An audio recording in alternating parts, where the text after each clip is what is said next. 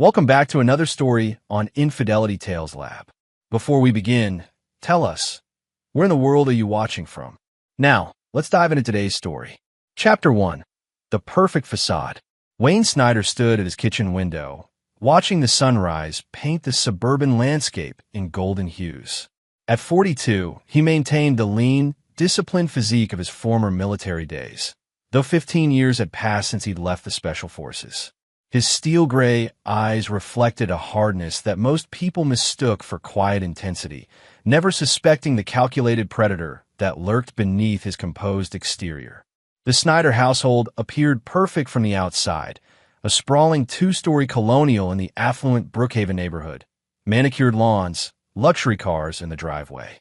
Wayne had built this life methodically after leaving the military, using his specialized skills to establish a private security consultancy that catered to high-profile clients.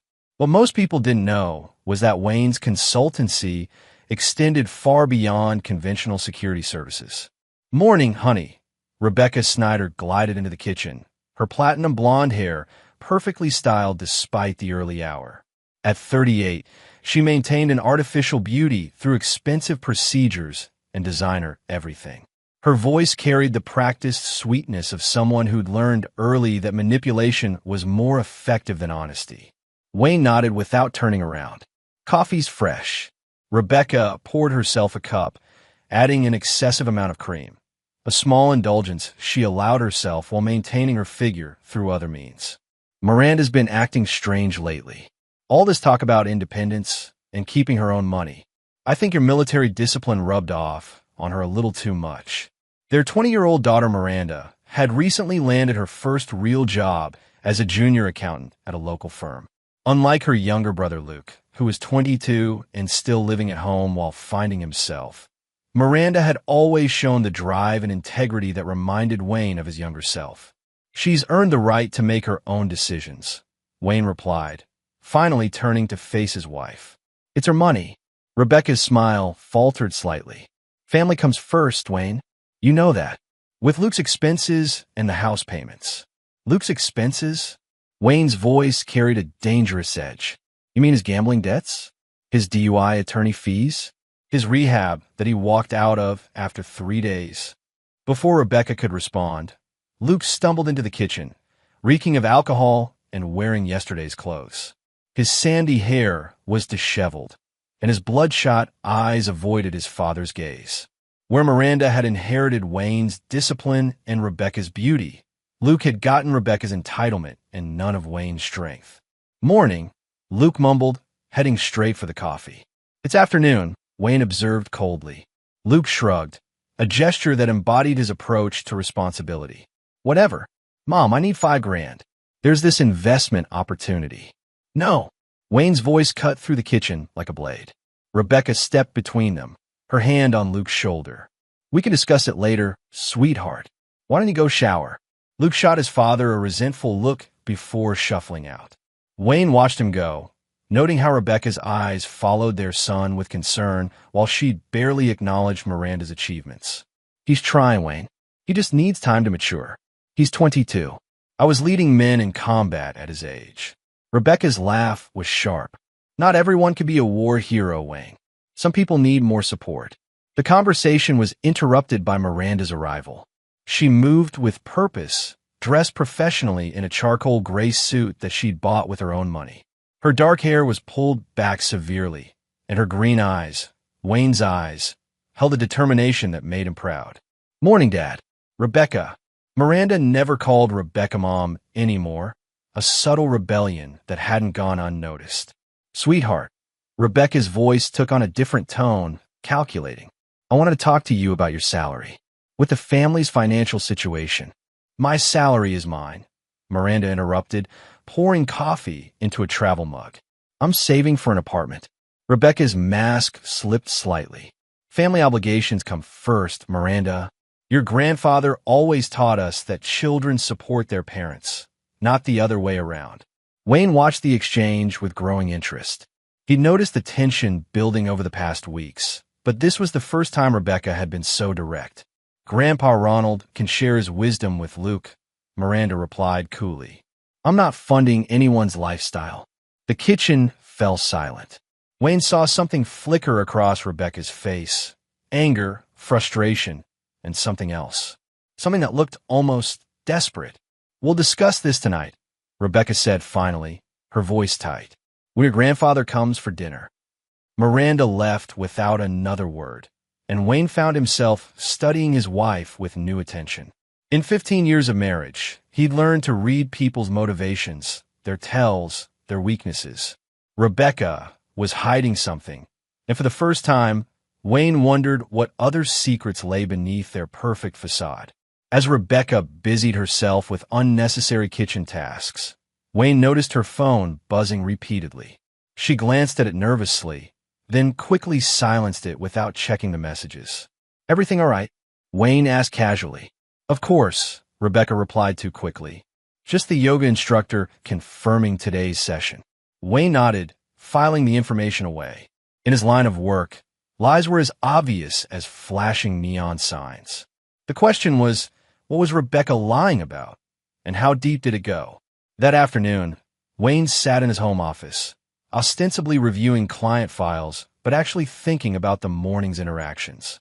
His instincts, honed by years of combat and covert operations, were telling him that something was fundamentally wrong in his household. His secure phone rang, the one only his most exclusive clients used. "Snyder. Wayne, it's Edmund Ware. I need a consultation." Edmund was an old Army buddy who transitioned into private investigation. Their friendship went back to Afghanistan, where they both learned that sometimes the mission required methods that couldn't be documented in official reports. "What's the situation?" "Surveillance job. High-profile divorce case. The wife's been smart about covering her tracks, but the husband has resources and patience." "Interested." Wayne glanced at a photo on his desk. Rebecca and the kids at last year's Christmas party, all smiles and perfect poses. "Send me the details. I'll review them tonight." After hanging up, Wayne sat back in his leather chair, a plan beginning to form in his mind. If Rebecca was hiding something, his professional skills were perfectly suited to uncovering it. And if she was betraying their family, well, Wayne had never left a mission incomplete. The house felt different as evening approached. Rebecca was unusually anxious, checking her appearance multiple times and ensuring everything was perfect for her father's visit. Luke remained in his room, probably sleeping off his hangover. Only Miranda seemed normal, though Wayne caught her watching Rebecca with suspicious eyes. Ronald Marks arrived at 6 sharp, his silver Mercedes gleaming in the driveway. At 70, Rebecca's father remained an imposing figure, tall, distinguished, with silver hair and expensive suits that spoke of old money and older values.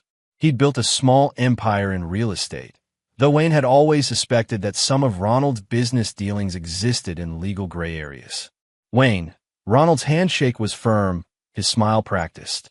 "Good to see you, son." "Ronald." Wayne returned the grip with precisely the right amount of pressure, enough to show strength, not enough to challenge.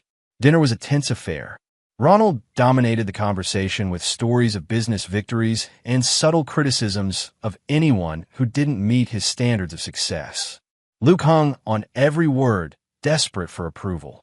Rebecca played the perfect hostess, ensuring everyone's needs were met while carefully steering conversation away from any controversial topics. Miranda, however, seemed to be building towards something. "Grandfather," she said during dessert, "I wanted to thank you for the advice about financial independence. My first paycheck means a lot to me." Ronald smiled approvingly. "Hard work and family values, Miranda.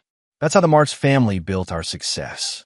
Speaking of family values, Rebecca interjected smoothly. "Miranda and I were discussing how she might contribute to the household expenses. After all, she's benefiting from living here rent-free." Wayne watched Miranda's face carefully. Her jaw tightened, but her voice remained controlled. "I pay for my own car, insurance, clothes, and personal expenses. I eat maybe 5 meals a week here. What exactly am I supposed to contribute to?" "Attitude, young lady." Ronald's voice carried the authority of someone accustomed to unquestioned obedience. "Your mother has sacrificed everything for this family. The least you can do is show some gratitude. Sacrificed everything. Miranda's composure finally cracked. Like what? Her yoga sessions? Her shopping trips? Her spa appointments? Rebecca's face flushed red. I run this household, Miranda. I manage everyone's schedules, maintain our social obligations. You delegate the cleaning to a service, order takeout 3 nights a week, and spend most afternoons doing God knows what while Luke destroys his life and Dad works 14-hour days. The dining room exploded into chaos. Luke tried to defend his mother, his words slurring slightly. Ronald's voice boomed about respect and family hierarchy. Rebecca's voice rose to a shrill pitch about ungrateful children. Through it all, Wayne remained silent, watching, analyzing, cataloging every reaction and revelation. Then Miranda said the words that changed everything. I'm keeping my salary. If you want money so badly, ask your boyfriend for it. The room went dead silent. Chapter 2. Cracks in the Foundation. The silence that followed Miranda's accusation stretched like a taut wire ready to snap. Wayne felt something cold and familiar settle in his chest. The same predatory calm that had served him in combat zones where split-second decisions meant life or death. Rebecca's face cycled through expressions. Shock, anger, fear, and finally, defiant calculation. I don't know what you're implying, Miranda, but I'm not implying anything. Miranda stood, her hands steady despite the emotional minefield she'd just detonated. I'm stating a fact. I've seen the texts, the late-night phone calls, the receipts for restaurants Dad never goes to. Ronald Marks rose from his chair like an Old Testament patriarch preparing to deliver judgment. This is preposterous. Rebecca would never, wouldn't she? Miranda's voice carried a steel that reminded Wayne painfully of himself. The same Rebecca who married Dad for his military benefits and life insurance. The same Rebecca who spent 15 years bleeding him dry while contributing nothing except complaints and demands. Luke stumbled to his feet, alcohol making him brave and stupid in equal measure. You can't talk to Mom like that. Dad, tell her. Wayne finally spoke, his voice quiet but carrying absolute authority. Luke, sit down. Something in Wayne's tone made Luke comply immediately. Wayne's attention turned to his daughter, and for the first time in months, he saw her clearly, not as the child she'd been, but as the woman she'd become. Strong, observant, uncompromising. Everything Rebecca wasn't. What exactly did you see, Miranda? Rebecca jumped in before Miranda could answer. Wayne, you can't seriously be entertaining this ridiculous. I wasn't talking to you. Wayne's words cut through Rebecca's protest like a scalpel. Miranda reached into her purse and pulled out a folded piece of paper. I used Mom's printer last week when mine was broken. This was in the tray. She handed Wayne a restaurant receipt. Chez Laurent, one of the most expensive French restaurants in the city. 2 entrees, champagne, dessert. The date was 3 weeks ago, a Tuesday when Wayne had been working late and Rebecca had claimed to be having dinner with her book club. But it was the signature at the bottom that made Wayne's blood turn to ice. Brandon Devine. Wayne knew that name. Brandon Devine was a local real estate developer, notorious for his predatory business practices and his appetite for married women. Wayne had actually done background checks on Devine 2 years ago for a client who suspected Devine was sleeping with his wife. The irony wasn't lost on him. One receipt doesn't prove anything, Ronald said, but his voice lacked conviction. Business dinners happen all the time in real estate. What business would Mom have with Brandon Devine? Miranda asked. She doesn't work. She doesn't invest. She doesn't do anything except spend Dad's money and complain about how hard her life is. Rebecca's mask was finally slipping completely. You little bitch. After everything I've done for you. Wayne stood slowly, and the movement commanded instant attention. At 6'2", and possessing the controlled grace of a natural predator, Wayne could dominate a room without saying a word. When he did speak, his voice was conversational, almost friendly. Rebecca, I think you should choose your next words very carefully. Something in Wayne's tone made Rebecca step back. For 15 years, she'd seen him as a provider, a protector, sometimes an obstacle to overcome. But she'd never seen him as what he truly was, a man who'd killed people for his country and would do far worse for his family. I don't know what Brandon Devine is talking about, Rebecca stammered. Maybe he was trying to impress someone by using my name. Mom, Miranda's voice was almost pitying. I followed you last Thursday to the Riverside Hotel. You were there for 3 hours. The admission hung in the air like a death sentence. Wayne felt the last pieces of his marriage crystallizing into something brittle and disposable. You followed me? Rebecca's voice reached a register that suggested genuine panic. I wanted to be wrong, Miranda said simply. I hope you were just, I don't know, having a midlife crisis. Buying expensive clothes or getting secret plastic surgery. Anything except what you were actually doing. Ronald Marks had gone completely silent, his face pale. Luke was staring at his mother with something approaching horror, his alcohol-addled brain finally grasping the implications. Wayne walked to his home office, leaving the family tableau frozen in the dining room. When he returned, he carried a small device that he placed on the table. What's that? Rebecca asked. Recording equipment, Wayne said matter-of-factly. I had it installed in your car last month. Professional curiosity. The lie came easily. Wayne hadn't bugged Rebecca's car yet, but her reaction would tell him everything he needed to know. Rebecca's face went white. You've been spying on me? Only since I started noticing irregularities in our household accounts. Money disappearing. Credit card charges that didn't match your explanations. A husband tends to notice when his wife starts lying to him. I haven't been lying. Rebecca's voice cracked. I would never. Wayne pressed a button on the device, and Rebecca's voice filled the room. I can't keep doing this, Brandon. Wayne's getting suspicious. Maybe we should take a break until... Wayne pressed the button again, stopping the playback. The recording was fabricated, a simple audio manipulation he'd learned during his intelligence training. But Rebecca didn't know that. That's not. Rebecca looked around the room desperately, searching for support that wasn't coming. Ronald Marks spoke first, his voice heavy with disappointment and something else, fear. Rebecca, tell me this isn't true. Daddy, don't call me Daddy. Ronald's voice turned cold. You're a grown woman who's apparently been conducting herself like a common whore. Luke made a choking sound, whether from the alcohol or the revelation. Wayne couldn't tell. Miranda stood and moved to Wayne's side, a gesture that wasn't lost on anyone in the room. Dad, I'm sorry you had to find out this way. Wayne looked at his daughter, really looked at her, and saw strength, loyalty, and integrity. Everything he'd tried to instill in both his children, but only Miranda had embraced. Rebecca, Wayne's voice was still conversational, but everyone in the room could feel the danger radiating from him. I'm going to ask you one question, and I want you to think very carefully before you answer. How long? Rebecca's mouth opened and closed like a fish out of water. Finally, she whispered, 6 months. The admission confirmed what Wayne had already suspected, but hearing it aloud triggered something deep and primal in his psyche. 6 months of lies. 6 months of betrayal. 6 months of Rebecca laughing at him behind his back while spending his money and destroying his family. And Luke? Wayne asked quietly. What about Luke? Rebecca asked, confused. Does he know? Rebecca's silence was answer enough. Wayne turned to his son, who was staring at the floor with the intensity of someone trying to disappear entirely. Luke, I didn't know for sure, Luke mumbled. I saw some stuff, but I hoped. You hope what? That you could keep taking money from a man your mother was cheating on? Luke's face crumpled. I'm sorry, Dad. I should have told you, but Rebecca promised you more money if you kept quiet.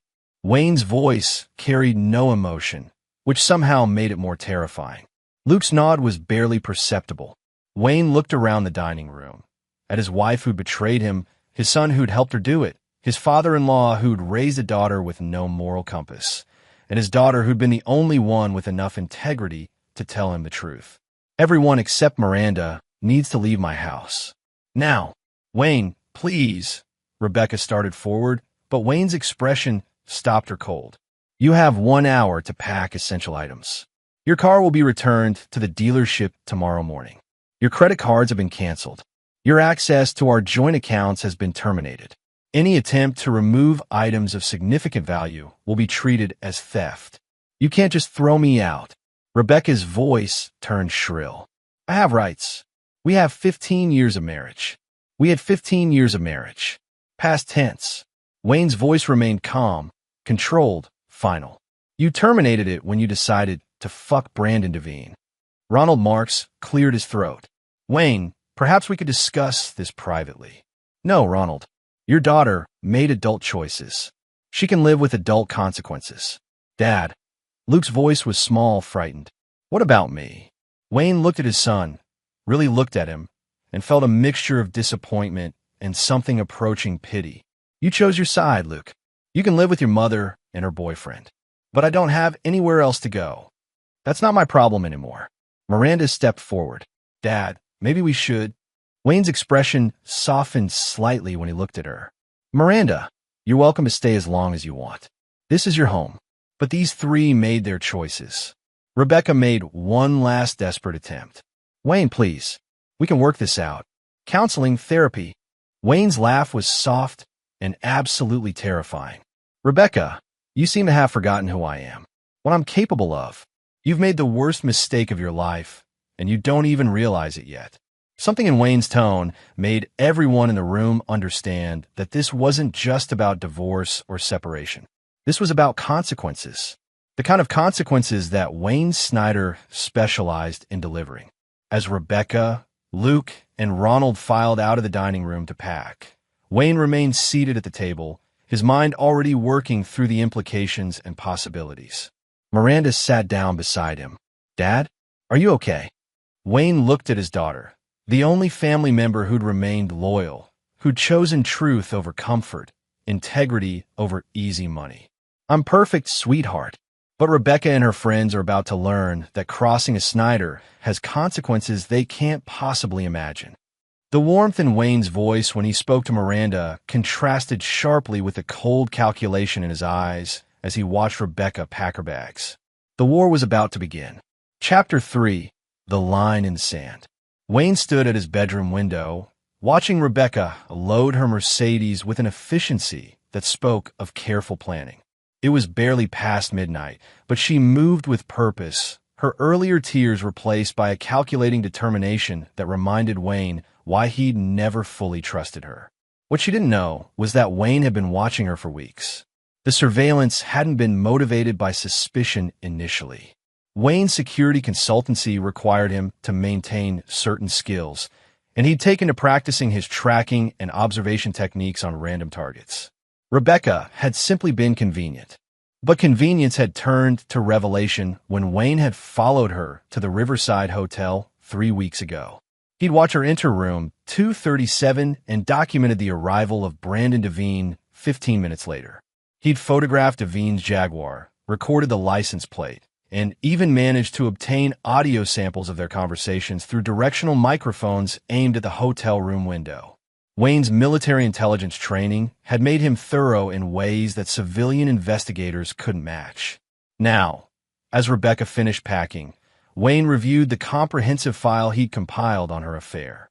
Photos, audio recordings, financial records showing money transferred to accounts Rebecca thought he didn't know about, even surveillance footage from her visits to an apartment that Devine maintained for his extramarital activities.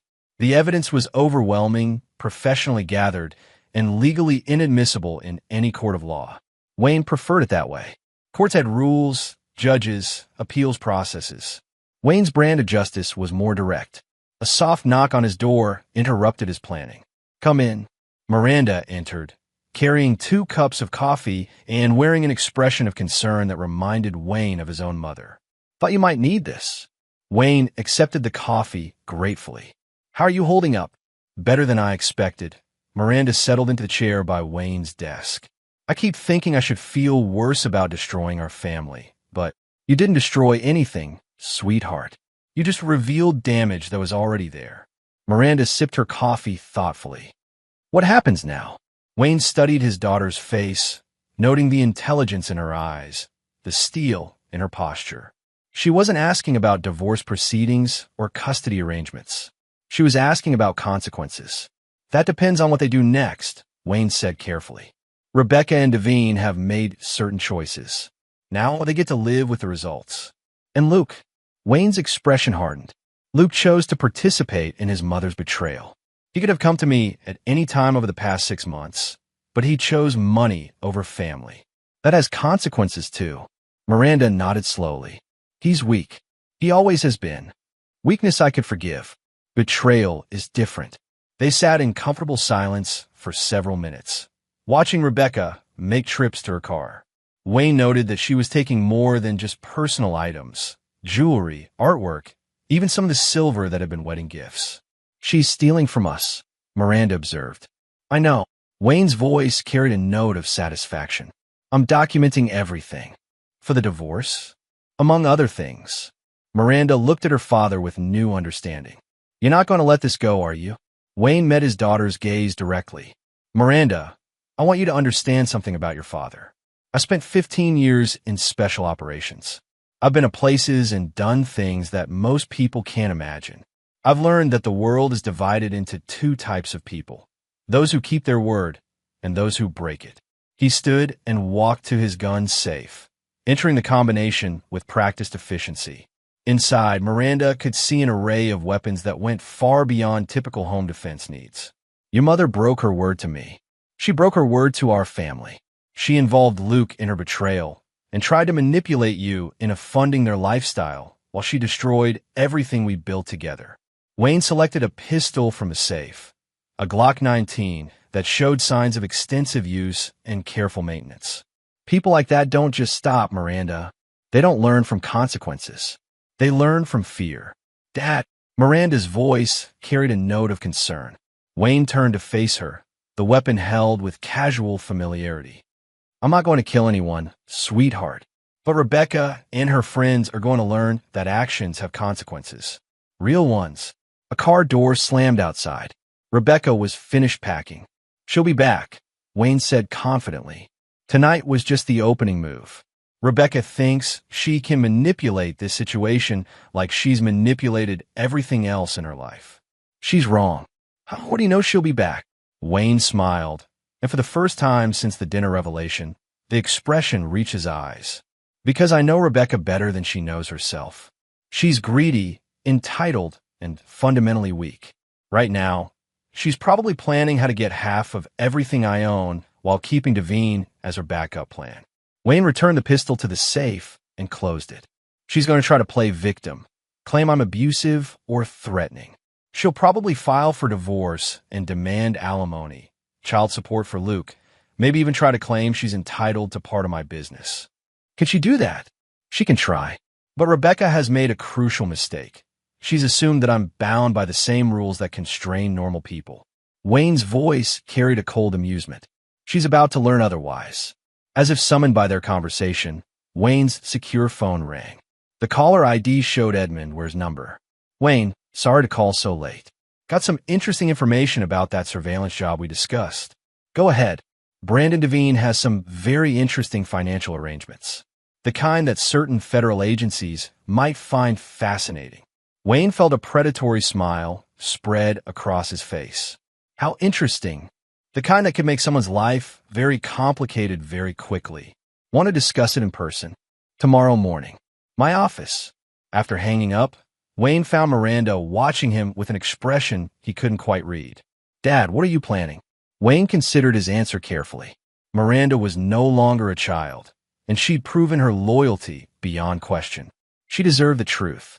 Rebecca destroyed our family because she thought I was weak, predictable, someone who would follow conventional rules and legal procedures while she and her boyfriend laughed at me behind my back. Wayne moved to his computer and opened a file labeled Devine, Brandon, Personal.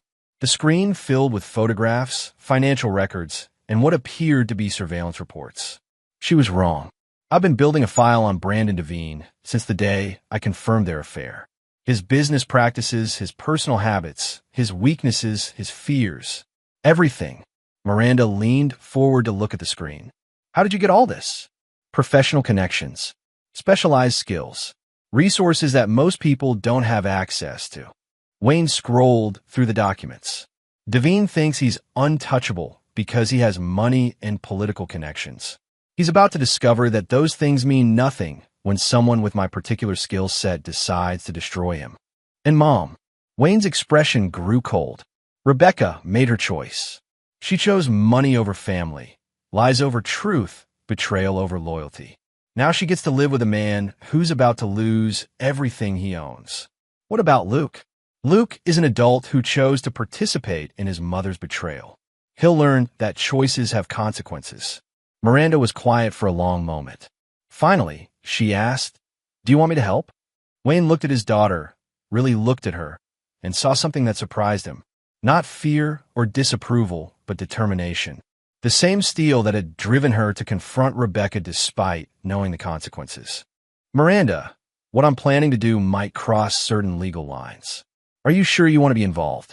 They tried to steal from me too, Dad.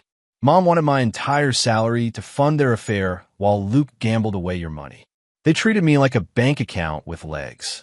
Miranda's voice carried a cold anger that reminded Wayne uncomfortably of himself.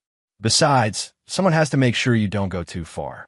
Wayne laughed, a genuine sound of pleasure and pride.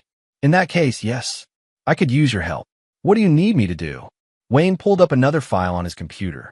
"First, I need you to apply for a restraining order against Luke." "What? Why?" "Because Luke is going to become desperate when Devine's world starts falling apart. Desperate people do stupid things.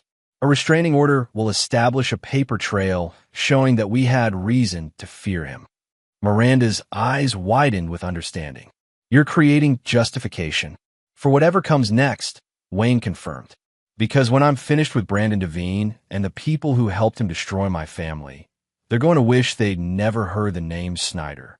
Outside, Rebecca's Mercedes disappeared into the night, carrying her toward a future she couldn't possibly imagine. Wayne watched the taillights fade, then turned back to his planning.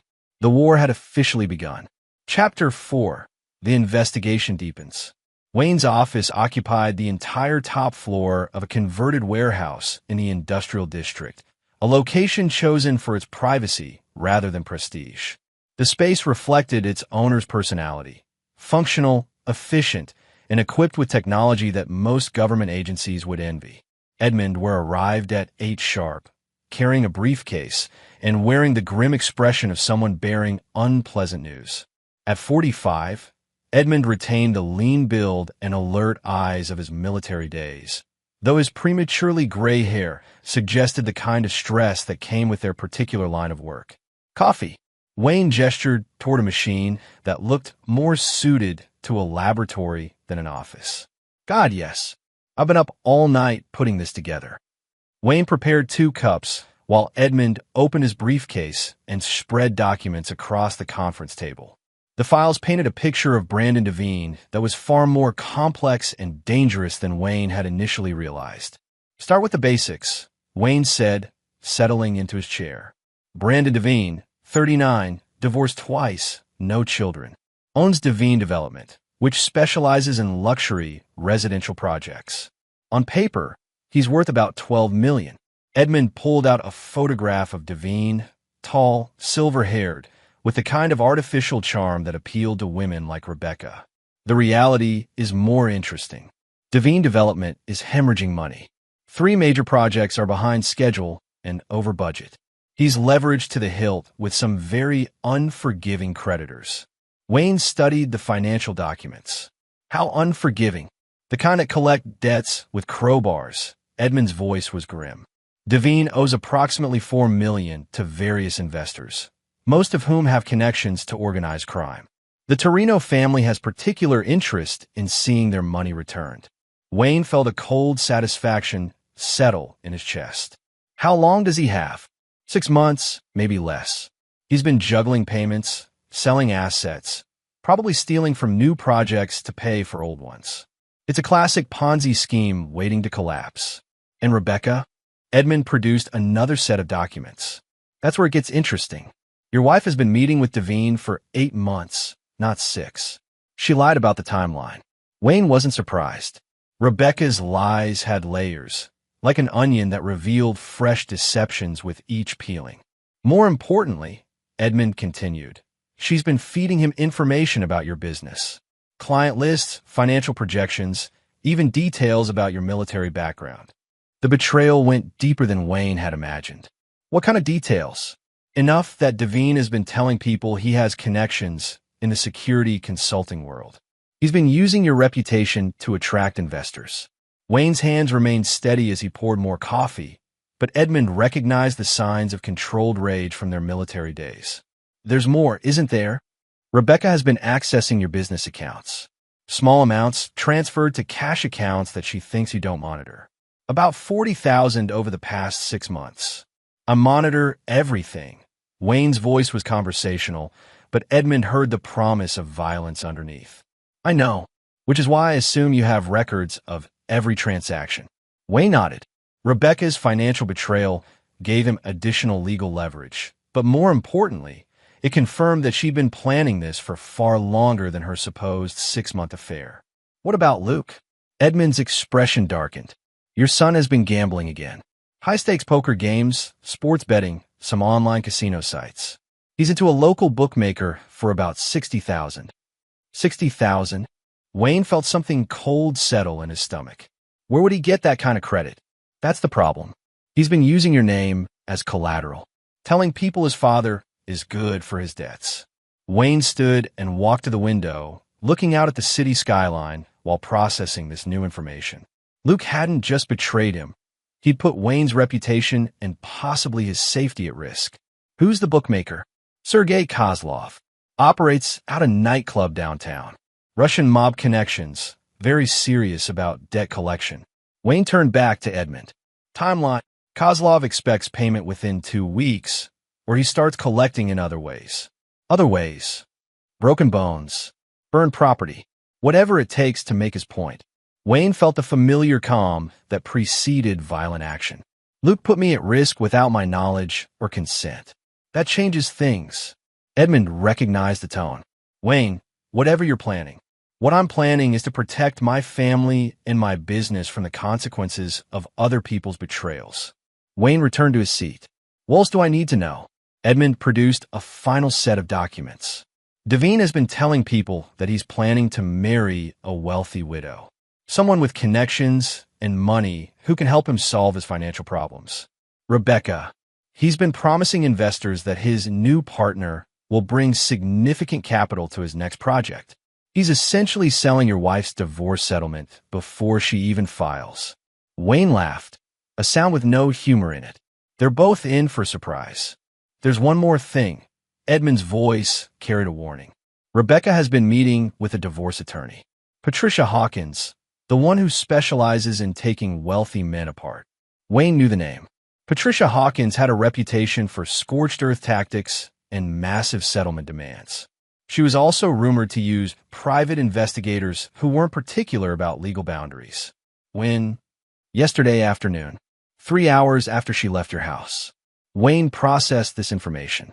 Rebecca was moving faster than he'd anticipated, which meant his response needed to be equally swift. Edmund, I need you to do something for me. Name it. I want comprehensive surveillance on Rebecca, Luke, and Devine. Everything. Where they go, who they talk to, what they buy. Full documentation. That's expensive and time-consuming. I don't care about expense. And I need it done by professionals who understand that this information might be used in ways that courts wouldn't approve of. Edmund was quiet for a moment, understanding the implications. Wayne, if you're planning what I think you're planning, I'm planning to protect my family and my assets from people who have demonstrated that they can't be trusted with either. Wayne's voice carried absolute finality. Are you going to help me or not? Edmund sighed and closed his briefcase. What do you need? Wayne spent the next 2 hours outlining his requirements. By the time Edmund left, Wayne had commissioned the kind of surveillance operation that would have impressed federal agencies and terrified anyone who discovered they were under its scope. Alone in his office, Wayne pulled up the security system for his house and reviewed the footage from the previous night. Rebecca had been busy while packing. She'd accessed his home office, photographed documents, and even attempted to open his gun safe. The woman who claimed to love him for 15 years had been documenting everything she could use against him in a divorce proceeding. Wayne's secure phone rang. The caller ID showed an unknown number. Snyder. Mr. Snyder? This is Patricia Hawkins. I represent your wife in certain legal matters. Wayne had been expecting this call. Ms. Hawkins, I think it would benefit both parties if we could discuss a reasonable resolution to this situation. My client is willing to be generous in exchange for a quick, quiet divorce. How generous? Half of all marital assets, ongoing alimony, and a reasonable settlement for the emotional trauma she's endured. Wayne's smile was predatory. And what emotional trauma would that be? The trauma of discovering that her husband has been conducting surveillance on her, threatening her with weapons, and creating a hostile home environment. Wayne recognized the strategy. Rebecca was establishing a narrative of abuse to justify her affair and maximize her settlement. Ms. Hawkins, I think you should advise your client to be very careful about the accusation she makes. I have resources for verifying facts that might surprise you. Is that a threat, Mr. Snyder? It's information. Good day, Ms. Hawkins. Wayne hung up and immediately called Edmund. The attorney already contacted me. They're moving fast. How fast? Rebecca's planning to file tomorrow morning. Divorce, restraining order, the works. She's claiming domestic abuse and demanding immediate possession of the house. Wayne felt his careful plans accelerating. Then we accelerate too. I need that surveillance package tonight, not tomorrow. Wayne. Tonight, Edmund. Whatever it costs. After hanging up, Wayne sat back in his chair and considered his options. Rebecca had forced his hand by involving attorneys and making false accusations. The gloves were officially off. Wayne opened his computer and began typing a message to select contacts, people from his military days who transitioned into various forms of private security work. The kind of people who understood that sometimes problems required solutions that existed outside conventional legal boundaries. The message was simple. Personal situation requires immediate assistance. Standard rates plus 20% bonus. Discreet operators only. Within an hour, Wayne had confirmations from 6 different specialists, each offering unique skills that would prove invaluable in the coming conflict. Rebecca wanted to play hardball. She was about to discover that Wayne Snyder had been playing that game professionally for 20 years. Chapter 5. Setting the board. Wayne's house felt different after Rebecca's departure. Cleaner somehow, as if her removal had cleared away a poisonous atmosphere that had been building for months. Miranda moved through the space with newfound confidence, no longer walking on eggshells around her mother's volatile moods. At 6 a.m., Wayne received the surveillance package Edmund had promised. The overnight operation had yielded a treasure trove of information that painted Rebecca and her co-conspirators in an even worse light than Wayne had imagined. Miranda joined him in his office, carrying coffee and wearing the same expression of determined focus that had impressed Wayne since the dinner confrontation. "What did they find?" she asked, settling into the chair across from his desk. Wayne opened the files on his computer screen. Rebecca spent the night at Brandon Devine's apartment. But they weren't alone. The surveillance photos showed Luke arriving at Devine's building at midnight, clearly intoxicated and carrying what appeared to be documents. "What kind of documents?" Miranda asked. "From the surveillance footage, it looks like financial records. Probably more information about my business that Rebecca asked him to steal." Miranda's expression hardened. They're working together. All 3 of them. It gets worse. Wayne opened another file. Luke met with Sergei Kozlov yesterday afternoon. The conversation was brief, but based on body language analysis, Luke was begging for more time. And Kozlov gave him 1 week. If Luke doesn't pay his $60,000 debt, Kozlov starts collecting from family members. Miranda went pale. "He threatened you?" "By extension, yes. Luke's gambling debts are now a direct threat to our safety and my business reputation." Wayne closed the file and turned to face his daughter. "Miranda, I need to ask you something important. Are you prepared for this situation to get dangerous?" "What do you mean?" "I mean that Rebecca, Luke, and Devine have involved us with organized crime figures who resolve disputes through violence. I'm going to have to respond in kind." Miranda was quiet for a long moment, processing the implications. "You're talking about hurting people. I'm talking about protecting my family and my business from people who have demonstrated that they're willing to use any means necessary to destroy both." "Including Luke?" Wayne's expression grew cold. Luke stopped being my son when he chose to put gambling debts in my name without my consent. Now he's a threat that needs to be neutralized. Miranda nodded slowly. What do you need me to do? Wayne pulled up a new document on his computer. First, we're going to file a police report about the theft of business documents and personal property. Establish a legal record of their activities. Will the police actually do anything? Probably not immediately, but it creates documentation that will be useful later. Wayne printed several forms. We're also going to visit your bank and establish new accounts that Rebecca can access or trace. She's been monitoring my accounts? According to the surveillance, she accessed your bank's online portal yesterday, using information she stole from your computer. She's been tracking your salary deposits and spending patterns. Miranda's face flushed with anger. She was planning to steal from me too. Rebecca has been planning a lot of things, but she made a crucial mistake. She assumed I would react like a normal person going through a normal divorce. Wayne stood and walked to his gun safe, removing a small device that looked like a modified smartphone. This is a signal detector. It sweeps for electronic surveillance devices. You think they bugged the house? I think they're desperate enough to try anything. Wayne activated the device and began sweeping the office. Rebecca knows I keep important documents here. If she could monitor our conversations, it would give her a significant advantage in divorce proceedings. The device immediately began beeping near Wayne's desk phone. Wayne examined the device carefully, then smiled with predatory satisfaction. Amateurs. He removed the bug, a cheap commercial device that could be purchased online, and held it up for Miranda to see. They planted this yesterday while we were having dinner. Luke probably did it while we were focused on Rebecca's revelation. So they heard everything we said last night, only what I wanted them to hear. Wayne's smile was cold and calculating. I've been sweeping this room for surveillance devices twice daily since I started suspecting Rebecca. This bug was planted in an obvious location with inferior equipment. Miranda looked confused. I don't understand. It means they know I've been planning something, but they don't know what. They'll be operating from incomplete information while I have comprehensive intelligence on their activities. Wayne destroyed the bug and returned the detector to his safe.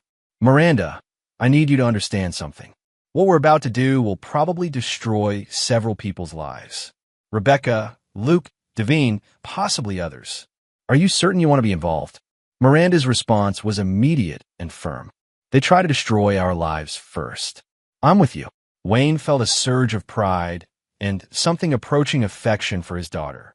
She'd inherited his steel spine and moral clarity, traits that Rebecca and Luke entirely lacked. In that case, we have work to do. The next several hours were spent implementing the first phase of Wayne's plan. They visited 3 different banks, establishing accounts in Miranda's name that utilized sophisticated privacy protections Wayne had learned during his military service. They filed police reports documenting the theft of business documents and personal property. They met with Wayne's attorney to discuss asset protection strategies that assumed a hostile divorce proceeding. Throughout the day, Wayne's phone buzzed with updates from his surveillance team. Rebecca was meeting with her divorce attorney again. Luke was attempting to pawn items stolen from Wayne's house. Devine was in frantic meetings with creditors who were becoming increasingly impatient. By afternoon, Wayne was ready to implement the next phase of his plan. Where are we going? Miranda asked as Wayne pulled his truck out of their driveway. To introduce ourselves to Sergei Kozlov. Miranda's eyes widened. The man Luke owes money to. The man Luke owes money to in my name, Wayne corrected. I think it's time we had a conversation about that debt. The Midnight Blue nightclub occupied a converted warehouse in the industrial district, its exterior deliberately unremarkable to avoid attracting unwanted attention. Wayne parked across the street and spent several minutes studying the building's entrances, security cameras, and the types of vehicles in the parking lot. Stay in the truck, Wayne instructed. If anything goes wrong, drive away immediately. What could go wrong? Wayne checked the pistol concealed under his jacket. Kozlov might not appreciate my approach to debt resolution. Wayne walked across the street with the confident stride of someone accustomed to entering dangerous situations. The 2 security guards at the entrance were large, professional, and clearly armed. They watched Wayne approach with the alert attention of people who'd seen violence and weren't intimidated by the possibility. "Club doesn't open until 9, one of them said as Wayne reached the door. "I'm here to see Sergey about a business matter." "You got an appointment?" Wayne pulled out his military identification card. Not the civilian version, but the one that identified him as a former Special Forces operator with classified clearances. "Tell Sergey that Wayne Snyder is here about Luke Snyder's debt. Tell him I'm here to discuss a payment plan." The guard examined the identification with evident surprise, then spoke quietly into a radio. After a brief conversation, he stepped aside. "Third floor. Mr. Kozlov is expecting you." Wayne entered the club, noting the layout, security positions, and potential exit routes with the automatic assessment of someone trained for combat operations. The building had been modified extensively, with reinforced doors, surveillance equipment, and the kind of defensive preparations that suggested its owner took security seriously. Sergei Kozlov's office occupied the entire third floor, accessed by a private elevator that required a key card. Wayne was escorted by 2 additional security personnel who were polite but clearly prepared for trouble. Kozlov himself was not what Wayne expected. Instead of the stereotypical Russian mobster, he found a thin, elegant man in his 50s wearing an expensive suit and speaking with barely accented English. His office was tastefully appointed with legitimate business awards and photographs that suggested extensive community involvement. "Mr. Snyder." Kozlov rose from behind an antique desk. "Please sit. I understand you wish to discuss your son's financial obligations." Wayne remained standing. "I want to discuss the fact that my son incurred a debt using my name without my knowledge or consent." Kozlov's smile was polite but dangerous. "Your son assured me that his family would honor his commitments. He spoke quite specifically about your ability to pay." "My son is a gambling addict who hasn't lived in my house in 24 hours and will never use my name for credit again." Kozlov studied Wayne with the calculating gaze of someone accustomed to reading men's characters. "Yet here you are, discussing his debt. I'm here to clarify that I am not responsible for Luke's poor decisions. However, I'm prepared to resolve this situation in a way that protects my business reputation." "How generous of you." Wayne reached into his jacket, slowly, keeping his hands visible, and removed a folded document. "This is a restraining order preventing Luke from using my name, accessing my property, or claiming any association with my business. It becomes effective tomorrow morning." Kozlov examined the document with evident interest. "Very thorough, but it doesn't address the existing debt." "No, it doesn't." Wayne's voice carried a note of finality. "Luke owes you $60,000. I suggest you collect it from him, his mother, or her boyfriend. But any attempt to collect from me or my legitimate family members will be treated as a threat requiring defensive action." Kozlov's expression grew very serious. "Mr. Snyder, you seem to be under the impression that you can dictate terms to me." Wayne's smile was cold and absolutely terrifying. "Mr. Kozlov, you seem to be under the impression that I'm just another worried father trying to protect his son. Let me clarify the situation." Wayne leaned forward slightly, his voice dropping to a conversational tone that somehow made his words more threatening. "I spent 15 years in special operations. I've killed people professionally. I currently operate a security consultancy that handles problems for clients who value discretion over legality." Wayne straightened, his eyes never leaving Kozlov's face. "Luke Snyder is no longer my son. He's a gambling addict who betrayed his family and put my business at risk. If you have a problem with him, I suggest you solve it. But any attempt to involve me will result in consequences that neither of us want." Kozlov was quiet for a long moment, clearly reassessing the situation. Finally, he spoke. "Your son told me you were a veteran. He didn't mention what kind. Luke doesn't know what kind. My family has never needed to know the details of my previous work." Until now, Wayne agreed. Kozlov returned the restraining order documents. "Mr. Snyder, I appreciate your directness. However, I have a business to run and debts to collect. Your son's gambling problem is not my concern." "Agreed. But his debt is his problem, not mine. What if I were to suggest an alternative arrangement?" Wayne's expression sharpened. "What kind of arrangement?" Your son has been telling people that his family has connections, resources. Perhaps we could discuss a business relationship that would be mutually beneficial. Wayne recognized the offer for what it was, an opportunity to involve his security consultancy in Kozlov's less legitimate business activities. I don't work with people who threaten my family, and I don't waste time on people who can't pay their debts. Kozlov's smile was sharp. However, I do respect professional competence. Consider this. Your son's debt disappears, and you gain a client who pays very well for specialized services. Wayne pretended to consider the offer while mentally cataloging every detail of Kozlov's office, security arrangements, and personal demeanor. I'll think about it, Wayne said finally. But Luke's debt remains his responsibility until I make a decision. Fair enough. You have 1 week to decide. Wayne left the nightclub with the satisfaction of having established clear boundaries while gathering intelligence on another player in the complex game that Rebecca and Luke had forced him to enter. Back in the truck, Miranda looked at him with a mixture of concern and curiosity. How did it go? Wayne started the engine and pulled into traffic. Kozlov is smarter and more dangerous than I expected, but he's also practical. He won't come after us unless Luke does something exceptionally stupid, which he probably will, which is why we're going to make sure Luke's stupidity becomes Devine's problem instead of ours. Wayne's phone buzzed with a text message from Edmund. Emergency meeting. 1 hour. Important developments. Wayne sighed and changed direction toward Edmund's office. Phase 1 of his plan was complete, but it appeared that Rebecca and her allies had some surprises of their own. The war was escalating faster than Wayne had anticipated, which meant it was time to escalate his response accordingly. Chapter 6. The Trap Springs. Edmund's office felt like a war room, maps and photographs covering every available surface. When Wayne and Miranda arrived, they found Edmund studying surveillance photos with the intensity of someone preparing for battle. Tell me, Wayne said without preamble. Edmund looked up, his expression grim.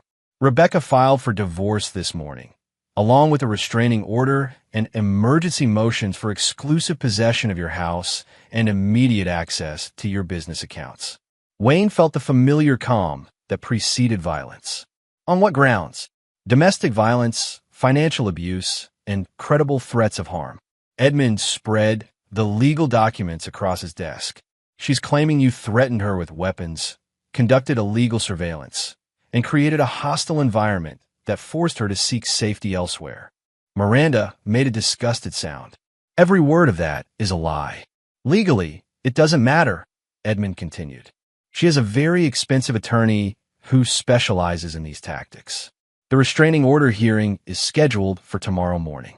Wayne studied the documents, noting Patricia Hawkins' signature and the detailed allegations that revealed intimate knowledge of his professional background. She's using my military service against me. It gets worse. Edmund produced another set of papers. Devine has filed a police report claiming you've been stalking him and threatening his business relationships. Wayne laughed, a sound with no humor in it. Based on what evidence? Photographs of you near his apartment building, records of you researching his business activities, and testimony from Luke claiming you've been planning violent retaliation. The implications were clear. Rebecca, Devine, and Luke had been coordinating their attacks, using Wayne's own investigation against him while establishing themselves as victims. There's more. Edmund's voice carried a warning. Kozlov called me an hour ago. Luke approached him this morning with a proposition. What kind of proposition? Luke offered to provide detailed information about your security business in exchange for debt forgiveness. Client lists, operational procedures, personal details about your background.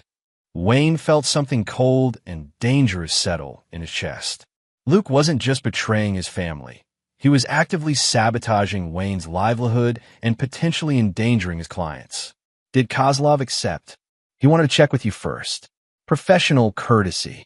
Wayne appreciated Kozlov's approach, but the damage was already done. Luke had demonstrated that he would sell anyone's safety for his own convenience. Miranda, Wayne turned to his daughter. I need you to go home and pack essential items. We're leaving town for a few days. What? Why? Because this situation is about to become very dangerous, and I need you somewhere safe while I handle it." Miranda's expression hardened. "I'm not running away, Dad. We started this together, and we're finishing it together." Wayne studied his daughter's face, seeing the same stubborn determination that had driven her to confront Rebecca despite knowing the consequences. "Miranda, what I'm about to do will cross lines that can't be uncrossed. People are going to get hurt. Some of them might not survive." "Good." Miranda's voice carried a cold anger that reminded Wayne of himself. "They've been trying to destroy our family for months. Maybe it's time they learned what that feels like." Edmund looked between father and daughter with evident concern. "Wayne, maybe we should consider conventional legal approaches." "Conventional approaches assume that your opponents are operating within conventional boundaries," Wayne interrupted. "Rebecca and her allies have demonstrated that they're willing to lie, steal, and endanger innocent people to get what they want." Wayne walked to the window, looking out at the city while his mind processed options and probabilities. "They want to play victim while destroying everything I've built. They're about to learn that victims can fight back. What are you planning?" Wayne turned back to Edmund and Miranda, his expression carrying the cold calculation of someone preparing for war. "I'm planning to give them exactly what they've earned." Wayne spent the next hour outlining his strategy. By the time he finished, both Edmund and Miranda understood that the conflict had moved far beyond divorce proceedings or family disputes. "This is going to destroy all of them," Edmund said quietly. "That's the point," Wayne replied. "Rebecca wanted to take half of everything I own while sleeping with another man. Luke wanted to sell my name and reputation to cover his gambling debts. Devine wanted to use my family's destruction to solve his financial problems." Wayne gathered the surveillance photos and legal documents. "They're going to get exactly what they asked for, just not in the way they expected." The first phase of Wayne's response began at sunset. While Rebecca, Luke, and Devine celebrated what they believed was their legal victory, Wayne implemented the trap he'd been preparing since discovering their betrayal. The beauty of Wayne's plan lay in its simplicity.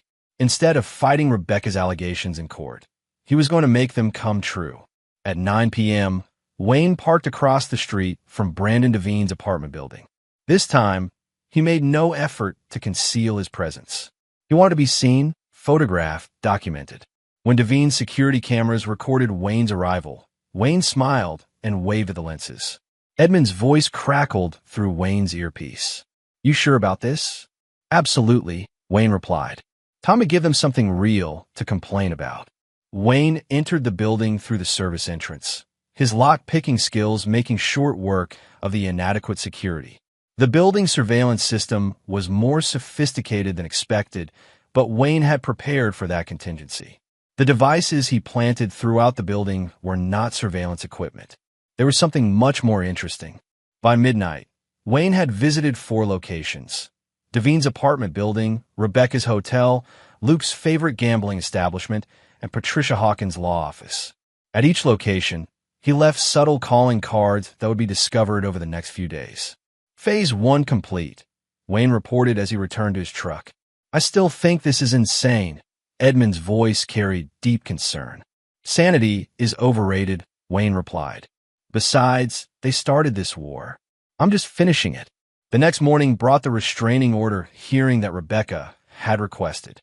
Wayne arrived early, dressed in his best suit and carrying a briefcase that suggested legal preparedness.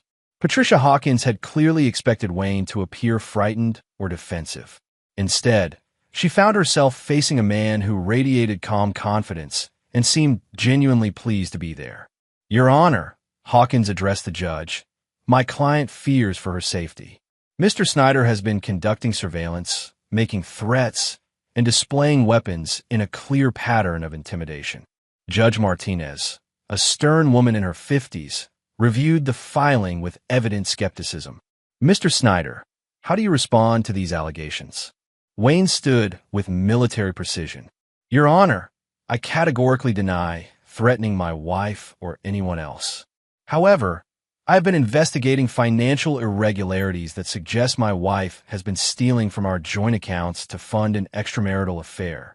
Wayne opened his briefcase and produced documents that made Patricia Hawkins' face go pale.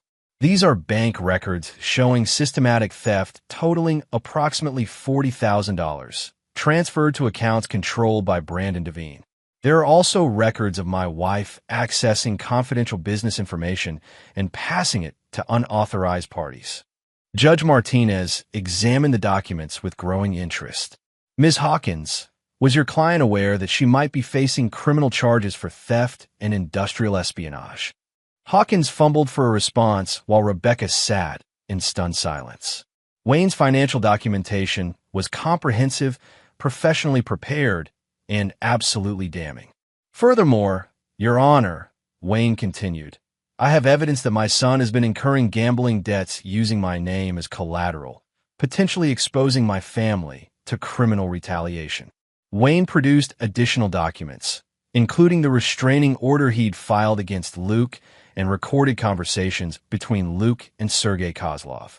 Mr. Snyder, Judge Martinez's voice carried new respect. These are serious allegations. Have you filed criminal complaints? Yes, Your Honor. The FBI is investigating the industrial espionage charges, and local police are handling the identity theft. Both statements were lies, but they would be true by the end of the day. Wayne had contacts in both agencies who owed him favors from his military service. Judge Martinez turned to Patricia Hawkins. Ms. Hawkins, in light of these revelations, do you wish to modify your client's requests? Hawkins whispered frantically with Rebecca before responding. Your Honor, we request a brief recess to review this new information. Denied. Mr. Snyder, I'm dismissing the restraining order request and awarding you temporary exclusive possession of the marital home pending resolution of the criminal investigations.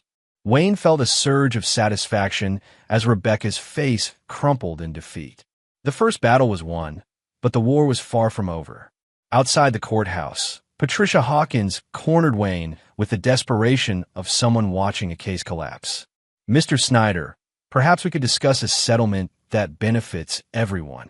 Wayne's smile was predatory. Ms. Hawkins, I think you should advise your client that her situation is about to become much worse. The evidence I presented today represents about 10% of what I've discovered. What do you want? I want Rebecca to disappear from my life completely. No alimony, no asset division, no contact with my family. In exchange, I won't pursue criminal charges that would send her to federal prison. Hawkins paled. That's not reasonable. Wayne leaned closer, his voice dropping to a whisper that made Hawkins step back involuntarily. Ms. Hawkins, your client destroyed my family while stealing my money to fund her affair with a man who's about to lose everything he owns to organized crime figures. Reasonable went out the window months ago.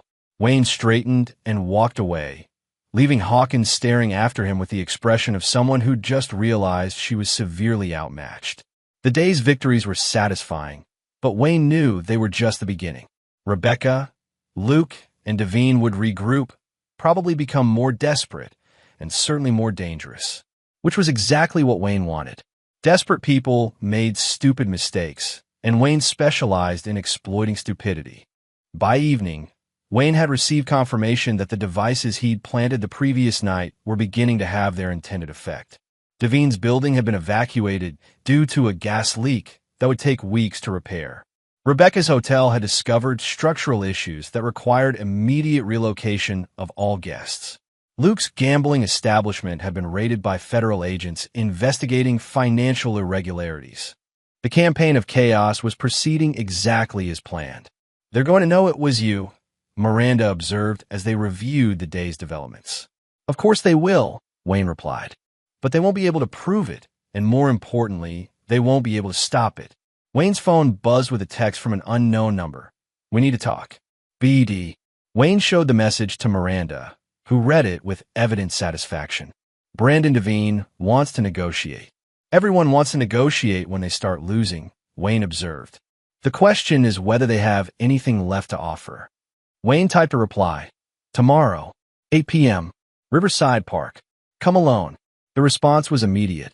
Agreed. Wayne smiled as he pocketed his phone. Tomorrow night, he would face Brandon Devine directly and settle the score once and for all. But first, there were other preparations to make and other enemies to neutralize. The war was entering its final phase, and Wayne intended to make sure there were no survivors on the opposing side. Chapter 7. The Confrontation. Riverside Park at 8 p.m. was deserted except for the occasional jogger and the distant sound of traffic. Wayne arrived early, positioning himself with clear sight lines and multiple escape routes, habits from his military days that had served him well in civilian life. Brandon Devine arrived precisely on time, his usual arrogance replaced by the nervous energy of a man watching his world collapse. The expensive suit couldn't hide the stress lines around his eyes or the slight tremor in his hands that suggested either fear or drug use. Snyder. Devine's voice carried forced confidence as he approached Wayne's position near the river. Devine. Wayne remained seated on the park bench, projecting calm indifference. You look like hell. Devine's laugh was bitter. Thanks to you. My building's been condemned, my investors are panicking, and the FBI is asking very uncomfortable questions about my business practices. Sounds like karma. Cut the shit, Wayne. We both know you're behind this. Devine sat on the opposite end of the bench, maintaining distance while trying to project authority. I'm here to make a deal. Wayne turned to study Devine with clinical interest. What could you possibly have that I want? Information. Rebecca's been telling me things about your business, your background, your clients. Things that certain people would find very interesting. Wayne felt the familiar cold rage, but his voice remained conversational. You're threatening to expose classified information about my military service? I'm offering to keep my mouth shut in exchange for you backing off. Wayne laughed, a genuine sound of amusement. Brandon, you clearly don't understand the situation you're in. Wayne stood and walked to the railing overlooking the river, his movement casual but purposeful. Let me explain what's really happening here. I'm listening. You seduced my wife, convinced her to steal from our family, and used that money to prop up your failing business. You involved my son in your schemes and put my family at risk with organized crime figures. Wayne turned back to face Devine, his expression cold and calculating. You destroyed 15 years of marriage and corrupted my son because you thought it would solve your financial problems. Rebecca came to me, Wayne. I didn't seduce anyone. Rebecca is a greedy, entitled woman who's never worked a day in her life. You knew exactly what you were doing when you targeted her. Devine's mask finally slipped, revealing the predator underneath. Your wife was bored and frustrated with a husband who treated her like a roommate. I gave her something you never could. Wayne smiled, and something in that expression made Devine step back. What I never gave Rebecca was unlimited money to fund her shopping addiction and enable our son's gambling problem. What I never gave her was permission to destroy our family for her own entertainment. Wayne moved closer to Devine, who tried to maintain his ground but couldn't hide his growing nervousness.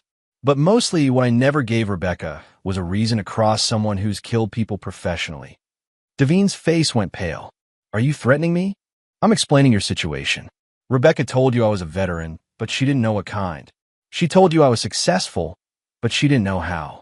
She told you I was predictable, but she was wrong about that too. Wayne reached into his jacket, and Devine flinched visibly. Wayne pulled out a manila folder and handed it to Devine. Open it. Devine's hand shook slightly as he opened the folder. Inside were photographs, financial records, and documents that painted a comprehensive picture of every illegal activity Devine had engaged in over the past 5 years. Tax evasion, fraud, bribery of public officials, and my personal favorite, using mob money to fund projects while skimming from legitimate investors. Devine flipped through the documents with growing horror. How did you get these? Professional connections, specialized skills, the kind of resources that people like you never see coming. Wayne took the folder back and returned it to his jacket. The interesting thing about those documents is that they're currently in the hands of about 6 different law enforcement agencies. Your tax problems are just the beginning. You can't prove any of this. I don't need to prove anything, Brandon. Your own records prove everything. The surveillance cameras in your office, the recorded phone calls with your accountant, the digital trail of every bribe you've paid. Wayne pulled out his phone and played a brief audio clip. Devine's voice discussing the transfer of mob money to legitimate accounts. You've been under surveillance for 3 months, Brandon. Every crime, every lie, Every betrayal has been documented by professionals who know how to make evidence stick in court. Devine sat heavily on the bench, the weight of his situation finally sinking in. What do you want? I want you to understand that Rebecca didn't save you from your financial problems. She destroyed you completely. Wayne sat back down, his posture relaxed, but his eyes never leaving Devine's face. Your mob creditors are going to learn about your FBI investigation within the next few hours. They don't like dealing with people who attract federal attention. You told them. I don't need to tell them anything. Their sources in law enforcement will provide all the information they need. Devine's face went white as he realized the implications. They'll kill me. Probably. Unless you disappear very quickly and very thoroughly. This is insane. Over what? A marriage that was already dead. Wayne's expression hardened. Over 15 years of my life that Rebecca destroyed for money. Over a son who chose to betray his family rather than face his problems. Over a business I built with my blood that you tried to steal for your own benefit. Wayne stood again, signaling that the conversation was nearing its end. But mostly, it's about the fact that you thought you could cross a man like me without consequences. Wayne, please. We can work something out. I'll disappear, leave town, never contact Rebecca again. Too late for that, Brandon. Rebecca made her choice when she decided to fund your lifestyle with my money. You made your choice when you decided to corrupt my son and threaten my business. Wayne pulled out a second phone, one of several burner phones he'd acquired for this operation. This contains everything you need to disappear completely. New identity documents, offshore accounts, transportation to a country without extradition treaties. Devine stared at the phone as if it were a snake. Why would you help me? Because dead men can't suffer, and I want you to spend the rest of your life knowing that Rebecca destroyed everything you cared about. Wayne dropped the phone on the bench between them. You have 12 hours before the FBI raids your remaining properties and the Torino family decides you're too dangerous to keep alive. Wayne started to walk away, then turned back one final time. Oh, and Brandon, if you ever contact anyone in my family again, I'll hunt you down personally. And unlike the mob, I'll make sure you live long enough to regret it. Wayne left Devine sitting alone on the bench, staring at the phone that represented his only chance at survival. As Wayne walked back to his truck, his own phone buzzed with updates from Edmund's surveillance team. Rebecca was at her hotel, frantically making phone calls and crying. Luke was at Kozlov's nightclub, apparently trying to negotiate additional credit using information about Wayne's meeting with Devine. Both of them were about to receive very unpleasant surprises. Wayne's phone rang as he reached his truck. The caller ID showed Miranda's number. Dad, where are you? Finishing business. Is everything all right? Mom's here. At the house. She's demanding to be let in, claiming the court order gives her the right. Wayne felt cold fury wash over him. Where exactly is she? Front door. She has Luke with her, and they're both acting strange. Desperate. Wayne started his truck and pulled into traffic, driving faster than safety recommended. Miranda, I want you to go to my office and lock the door. Don't open it for anyone except me. What about Mom and Luke? They're about to learn that some doors, once closed, can never be opened again. Wayne's meeting with Devine had been a professional necessity, but Rebecca and Luke coming to his house was personal. They'd crossed the final line by threatening Miranda's safety. As Wayne drove home, he made a series of phone calls to contacts whose services he'd never expected to need in civilian life. By the time he reached his driveway, the final pieces of his plan were in motion. Rebecca and Luke's war against the Snyder family was about to end, but not in the way they'd anticipated. Chapter 8. The Reckoning. Wayne arrived home to find Rebecca's Mercedes parked in his driveway and lights on throughout the house. Through the front windows, he could see Rebecca and Luke moving through rooms they no longer had any right to occupy. The sight of them in his home, touching his possessions, invading the space he'd built for his family, triggered something deep and primal in Wayne's psyche. The controlled military professional disappeared, replaced by something far more dangerous. Wayne entered through the back door, moving with the silent efficiency that had kept him alive in hostile territories. The house felt different with intruders inside it, contaminated by their presence and their desperate scheming. He found them in his office, Rebecca frantically searching through filing cabinets while Luke stood guard by the window.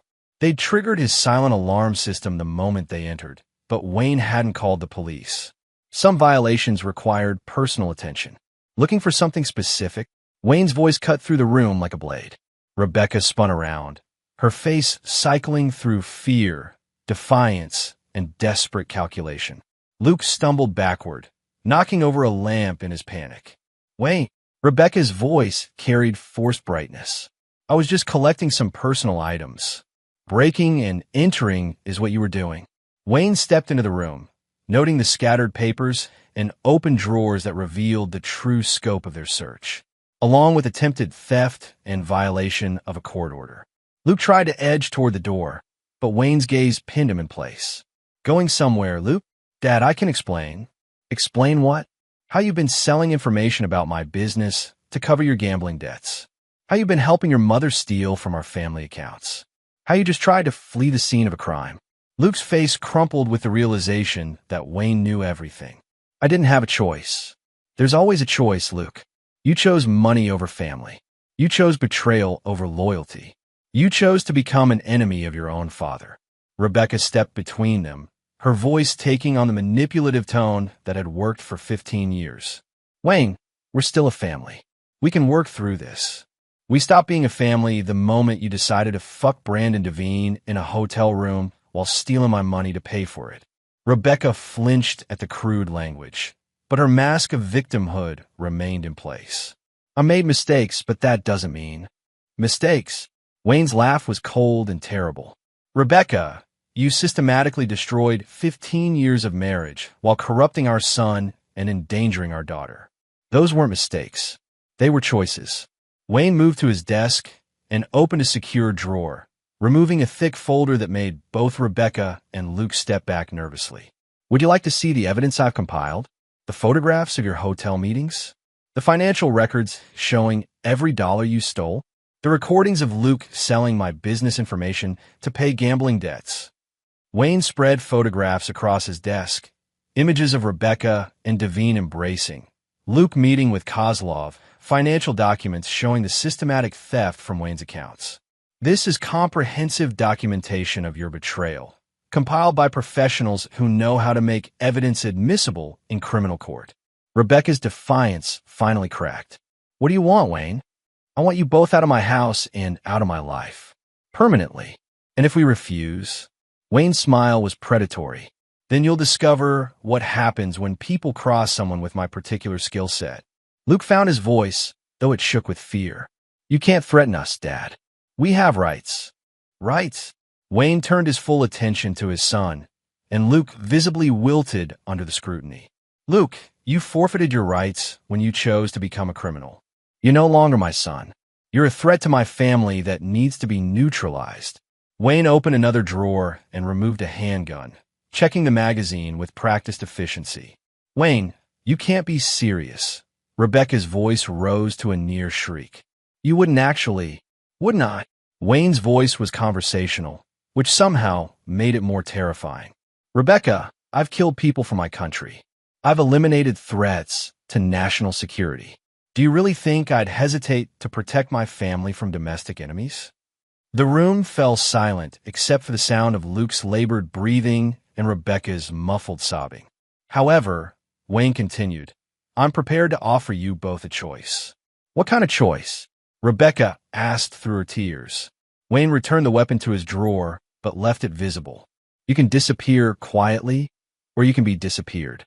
The outcome is the same, but the method depends on your level of cooperation. You're insane, Luke whispered. I'm practical, Wayne corrected. You've both proven that you can't be trusted with freedom or proximity to my family. That problem needs to be solved. Wayne's phone buzzed with a text message. He glanced at it and smiled with genuine pleasure. Excellent timing. Brandon Devine just boarded a flight to Singapore using the documents I provided. He chose the smart option. Rebecca's face went white. Brandon left? Permanently. He's never coming back, and if he's smart, he'll never contact you again. The implications sank in slowly. Rebecca had lost her lover, her marriage, her financial security, and now faced criminal charges with no one to help her. You destroyed everything, she whispered. I returned the favor, Wayne replied coldly. Luke stepped forward, desperation making him stupid. Dad, please. I'll do anything. Luke, the time for negotiation ended when you brought organized crime into my life without my consent. Wayne pulled out his phone and showed them both a text message thread. Sergei Kozlov has been very understanding about your debt situation. He's agreed to accept alternative forms of payment. Luke's eyes widened with horror as he read the messages. What kind of alternative payment? The kind that involves you working off your debt through service commitments.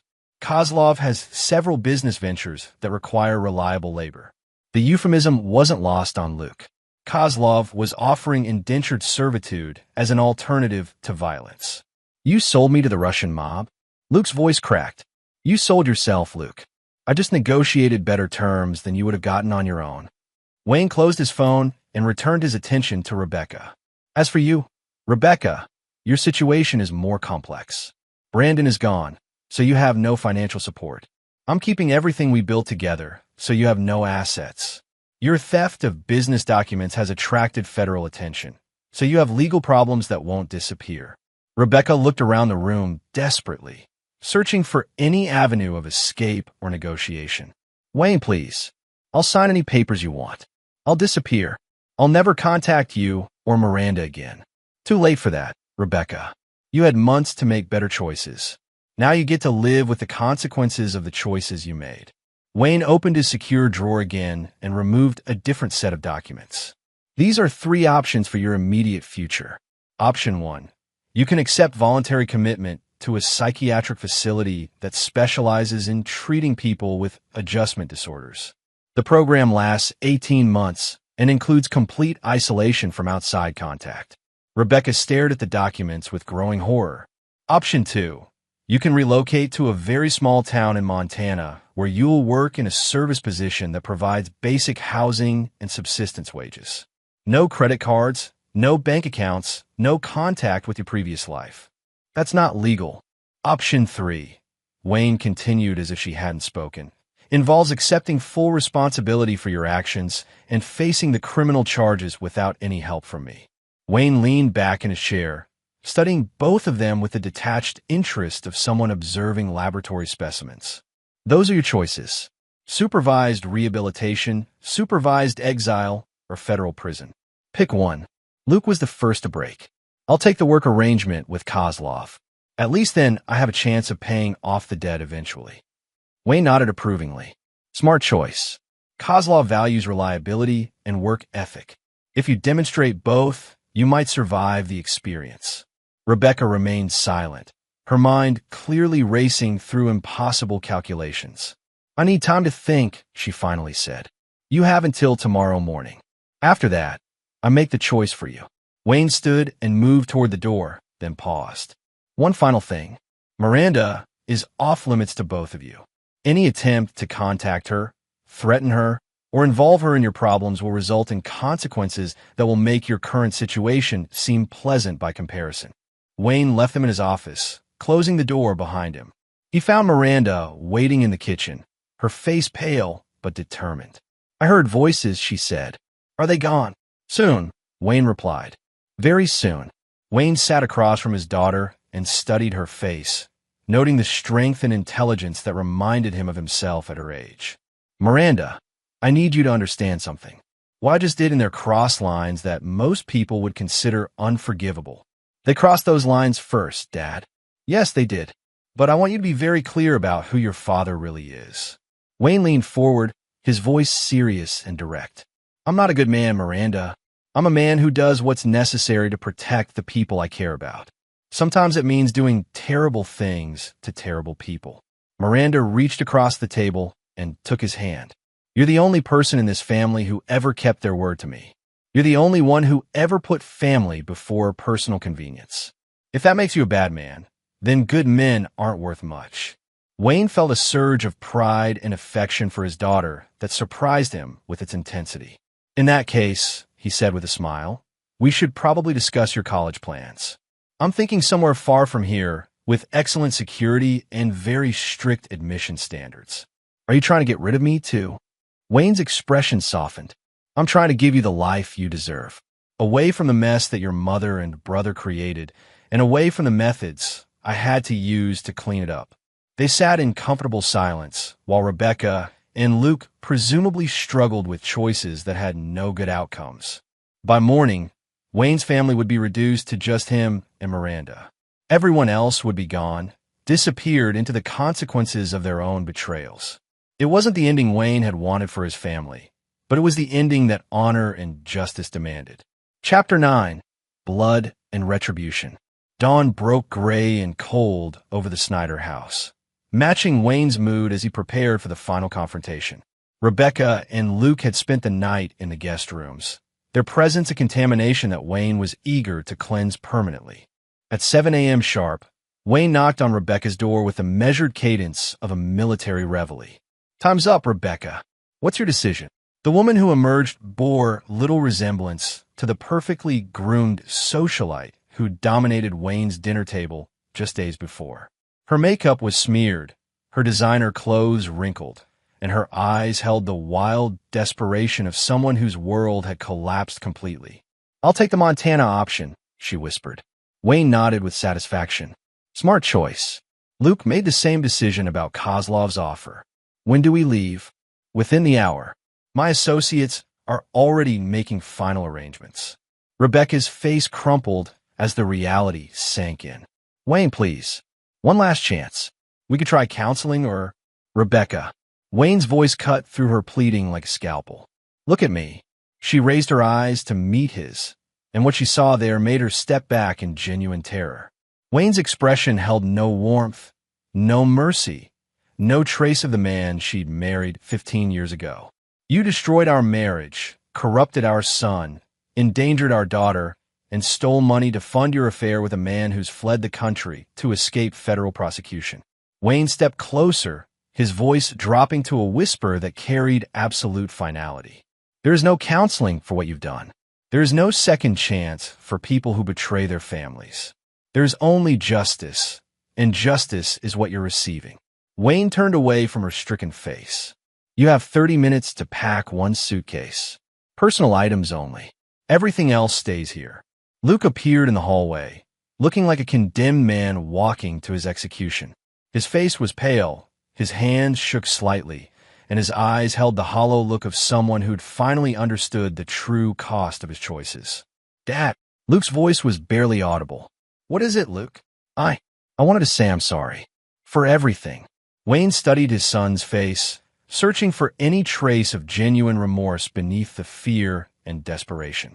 What he found was regret, certainly, but regret for consequences rather than actions. "Luke, you're not sorry for what you did. You're sorry you got caught. There's a difference." "That's not true." "It's absolutely true." Wayne's voice carried the cold certainty of someone who'd learned to read men's souls under extreme conditions. "If you were truly sorry, you would have come to me months ago when Rebecca first asked you to help her steal from our family." Luke's mouth opened and closed soundlessly, unable to form a response that wouldn't confirm Wayne's assessment. "If you were truly sorry," Wayne continued, "you wouldn't have used my name to accumulate gambling debts without my knowledge or consent." Wayne moved closer to his son, noting how Luke flinched away from the proximity. "Most importantly, if you were truly sorry, you would have protected Miranda instead of trying to steal her salary to fund your lifestyle." The accusation hit Luke like a physical blow. I wouldn't have." "You absolutely would have, Luke. Rebecca had told me about your conversations, remember? How you both planned to pressure Miranda into contributing to family expenses while you pissed away my money and she spent on her boyfriend." Wayne's voice took on a note of genuine disgust. "You're not my son anymore, Luke. You're a stranger who shares my name and my DNA, but you chose to become my enemy." Luke's face collapsed completely, tears streaming down his cheeks as the full weight of his losses finally registered. "Dad, please don't do this. I know I messed up, but I'm still your son." "No." Wayne's voice was quiet but absolute. "My son would have protected his family. My son would have chosen honor over money. My son would have faced his problems instead of making them someone else's responsibility." Wayne checked his watch with military precision. Kozlov's people will be here in 20 minutes. I suggest you use that time wisely. As Luke stumbled back to his room, Wayne felt something he hadn't expected: relief. The difficult conversations were finished, the hard decisions made. What remained was simply execution. Miranda emerged from the kitchen, carrying coffee and wearing an expression of quiet determination. "How are you holding up?" Wayne asked. "Better than I expected," she replied honestly. "I keep thinking I should feel worse about watching my family fall apart, but mostly I just feel free." Wayne accepted the coffee gratefully. "That's because it wasn't really your family falling apart. It was the exposure of what your family had already become." "And what had it become?" Wayne considered the question seriously. "A criminal conspiracy masquerading as a household. Rebecca, Luke, and even your grandfather were all involved in activities that put you and my business at risk." "What about Grandpa Ronald?" Wayne's expression hardened. "Ronald Marks has been facilitating Rebecca's activities from the beginning. The money for her hotel meetings, the legal advice for her divorce plans, even some of the pressure on you to contribute to family expenses." Miranda's eyes widened. "He was part of it. He's been part of it for months. Ronald has always believed that money justifies any behavior, and Rebecca learned those values from him." Wayne's phone buzzed with a text message. He glanced at it and nodded with satisfaction. "Kozlov's transportation has arrived for Luke. Rebecca's escort will be here in 10 minutes. Miranda looked toward the hallway, where muffled sounds suggested frantic packing. "Will we ever see them again?" Wayne considered the question carefully. "Luke, possibly, if he survives his arrangement with Kozlov and learns to make better choices. Rebecca," Wayne shrugged. "That depends entirely on her ability to accept responsibility for her actions." "And you think that's unlikely?" "I think Rebecca has spent 38 years blaming other people for the consequences of her choices. Prison or exile won't change that fundamental character flaw." The front doorbell rang with the precision of a military operation. Wayne answered to find two men in expensive suits who radiated the kind of professional competence that suggested extensive experience with difficult extractions.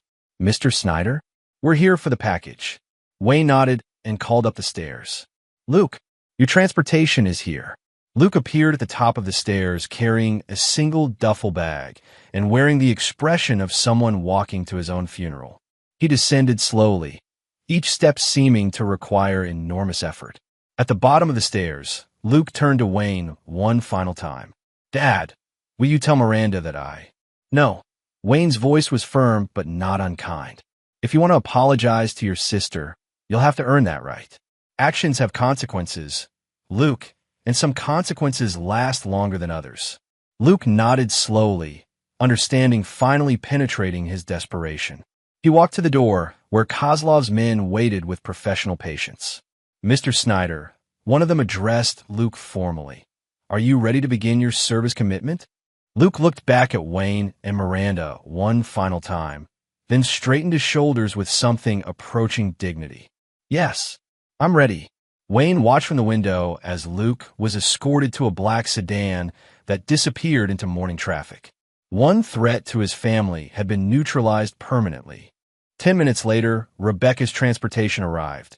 A different vehicle, different personnel, but the same professional efficiency. Rebecca appeared at the top of the stairs, looking like a broken woman carrying decades of regret in a single suitcase. "Wayne," she said as she reached the bottom of the stairs, "I want you to know that I did love you. Once." Wayne studied her face, searching for honesty beneath the manipulation.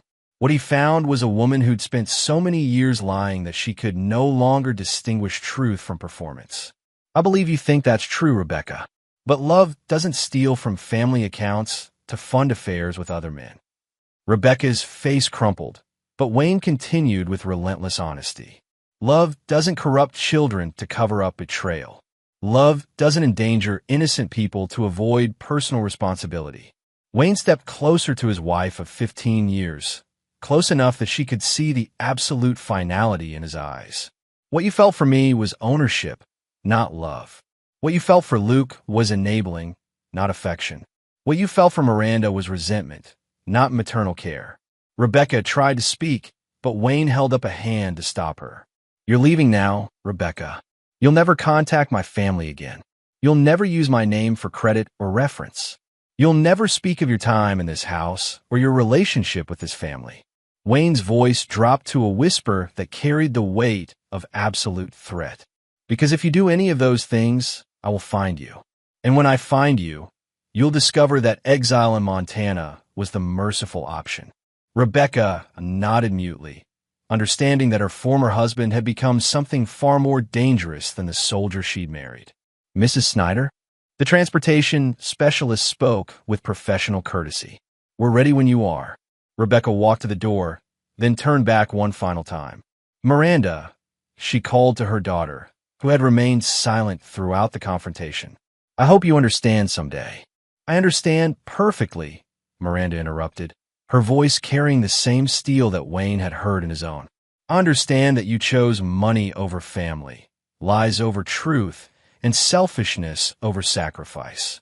Miranda stepped closer to her mother, and Rebecca saw the same implacable judgment in her daughter's eyes that she'd seen in Wayne's. "I understand that you tried to steal from me to fund your affair. I understand that you wanted to destroy Dad's business to benefit your boyfriend. I understand that you never loved any of us enough to choose us over your own convenience." Miranda's voice never rose above conversational level, but each word hit Rebecca like a physical blow. "So yes, Mom, I understand perfectly. I understand that you're not my mother anymore. You're just a woman who used to live in our house." Rebecca staggered as if struck, finally comprehending that she'd lost her daughter as completely as she'd lost her husband. "Miranda, please." "Goodbye, Rebecca." The use of her first name instead of Mom was the final nail in the coffin of their relationship. Rebecca walked through the door and into a future that held no trace of the family she destroyed. Wayne and Miranda stood together in the sudden silence of their house, watching the second vehicle disappear into the morning haze. "Is it over?" Miranda asked. Wayne considered the question carefully. "The immediate threats are neutralized. Rebecca and Luke are gone permanently. Devine has fled the country. The organized crime debts have been transferred away from our family. But there will be consequences and complications. Legal proceedings, financial adjustments, probably some attempts at retaliation from people who don't understand that the war is over." Wayne turned to study his daughter's face, noting the strength and maturity that had emerged during their ordeal. "Are you prepared for that, Miranda?" Miranda's smile was sharp and confident, carrying an edge that reminded Wayne of himself. "Dad, after watching you destroy 3 adults who thought they could betray our family without consequences, I'm prepared for anything." Wayne felt a surge of pride and satisfaction. Miranda had inherited his strength without his darkness, his determination without his ruthlessness. She would survive and thrive in ways that Rebecca and Luke never could. "In that case," Wayne said with the first genuine smile he'd felt in months, "let's discuss your college plans. I'm thinking somewhere with excellent security and a strong business program." "Business?" "You've demonstrated excellent judgment, tactical thinking, and the ability to make hard decisions under pressure. Those are valuable skills in any profession." Miranda laughed, a sound of genuine happiness that filled the house with something it had been missing for far too long. "As long as I don't have to specialize in whatever it is you do." Wayne's smile turned predatory. "Miranda, what I do is protect my family from people who threaten them. I'd say you've already mastered that particular skill set." As they walked back into their house now, free of contamination and betrayal, Wayne felt the satisfaction of a mission completed successfully. Rebecca, Luke, and Devine had learned that crossing a Snyder carried consequences they could never have imagined. They'd chosen betrayal over loyalty, lies over truth, and selfishness over family. Now, they would live with those choices for the rest of their lives. Wayne and Miranda, meanwhile, would build something better from the ashes of what had been destroyed. Something honest, strong, and worthy of the Snyder name. The war was over. Wayne had won, and his enemies would never threaten his family again. The end. In the months that followed, Luke would learn that Kozlov's service commitment involved legitimate but demanding work in construction and logistics. He would eventually pay off his debts and rebuild his life, though he would never again contact his father or sister. Rebecca would discover that rural Montana offered few opportunities for the lifestyle she'd grown accustomed to. She would eventually accept responsibility for her actions, though by then it would be too late to repair the relationships she destroyed. Brandon Devine would spend the rest of his life looking over his shoulder in Singapore, knowing that Wayne Snyder's reach extended far beyond American borders. Miranda